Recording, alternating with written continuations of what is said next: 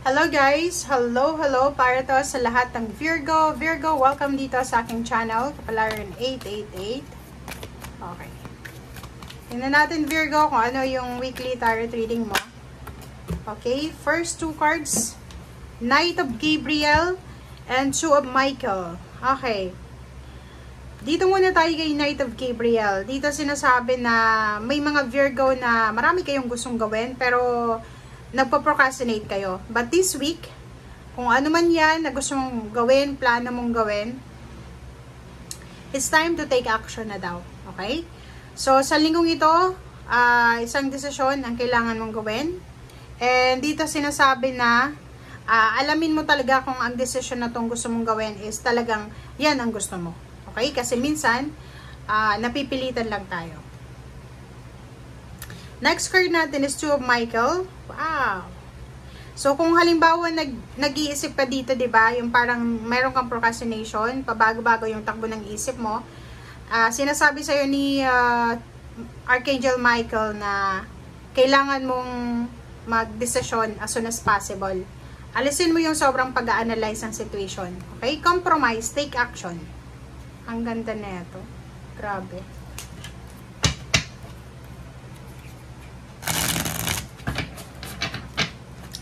Okay. The Star. Wow. Ang galing. So, Virgo, kung ano man to na gusto mong gawin, ito yung action mo, diba?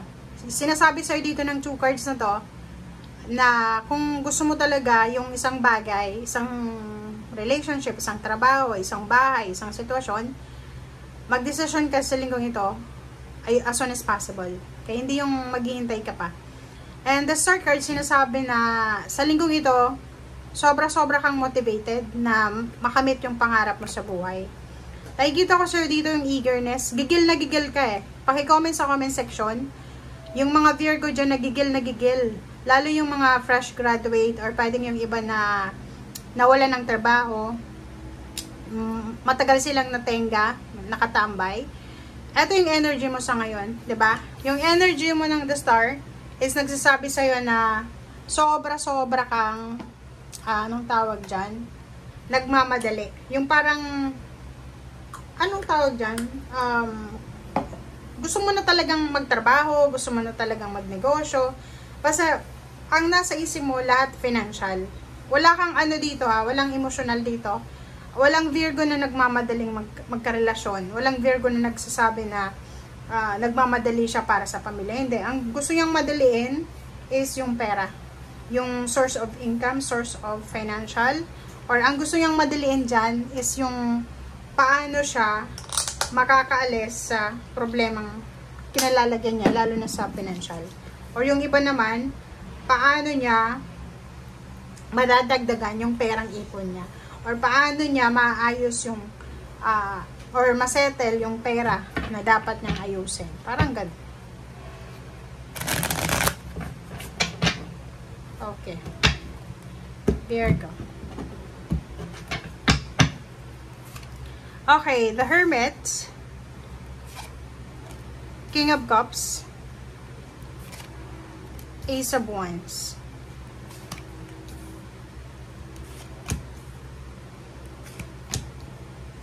Okay, and sa ilalim niya, kunin natin Two of Cups.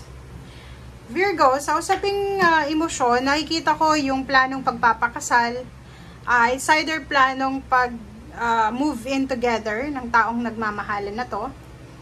It's either partnership collaboration, dalawang taong nagmamahalan or hindi naman pwede nagmamahalan lang, pwedeng magnanay, magkapatid, magbarkada. Basta dalawang tao to na pareho silang nangangarap, punong-puno ng pangarap sila. Tingnan mo to, Zero the Full. May rainbow dyan sa ilalim. Yung ilalim na rainbow, ibig sabihin yan, hindi ka sigurado. But kahit hindi ka sigurado, yun nga sinasabi dito, gumawa ka na ng action. 'Di ba? Before ka gumawa ng action sa linggong ito, mag-pray ka muna. Mag-pray ka, humingi ka ng guidance sa Panginoon, angels, guides, spiritual helpers, na sana tama itong direksyon na tinatahak mo. Nakikita ko sir dito na is either job, is either relationship, may mga possibilities ng new beginnings dito. May mga magkakarelasyon na pwedeng nagkasira sila, pwedeng magkabalikan. Trabaho, ganun din. May iba na makakapag-desisyon na lumipat ng trabaho, lumipat ng career, baguhin kung ano yung kasalukuyang ginagawa or anything. Okay? Ten of Swords and then King of Cups. So, nakikita ko sir dito na yon, sobra-sobra talaga yung kagustuhan mo na makaalis dyan sa sitwasyon mo. Pwedeng nasa ibang bansa ka, gustong-gusto mo nang umuwi ng Pilipinas. Pwedeng nasa Pilipinas ka, gustong-gusto mo nang makarating ng ibang bansa. Dito sa Ten of Swords, sinasabi sa'yo ng Ten of Swords na marami kang mga bagahe na dala-dala. It's either grudges, resentment, or siguro ang dami-dami mong napagdaanan na mga pain and heartaches bago ka nakarating sa sitwasyon mo sa ngayon. So, dito sa barahan King of Cups, sinasabi na gamitin mo yung mga bagaheng ito, yung mga pinagdaanan mong masasama, masakit, masama, nakakaiyak, nakakadismaya na pinagdaanan mo. Gamitin mo siya as a stepping stone para marating mo kung ano talaga yung tagumpay na gusto mong marating sa buhay. And simula ngayon, sa linggong ito, kalma lang. Okay? Breathe in, breathe out. Let go, let God, let it flow. Wag mong puwersahin yung mga bagay-bagay na hindi naman talaga kaya pa. Okay? Wag mong i-pressure yung sarili mo. Relax. Kailangan mag-relax. Wag mong i-pressure yung sarili mo. Okay. Bawasan mo yung sobra-sobrang paggamit ng social media kasi doon ka nakakakuha ng mga ideas kung bakit mo pinipressure yung sarili mo. And yun din yung dahilan kung bakit medyo nagiging sensitive yung emotion mo. Yung parang moody. Minsan masama yung pakiramdam mo. Minsan masaya, parang ganun. So, mag-iingat ka. And the Hermit and Knight of Swords, sinasabi ng baraha, marami kang offers, information, single ka ba? Maraming magpapapansin sa'yo.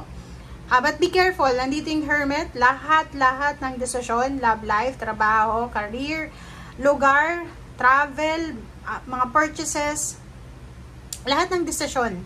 Kung ano man to, okay, yung nga sinasabi siya dito, mag-desisyon ka as soon as possible.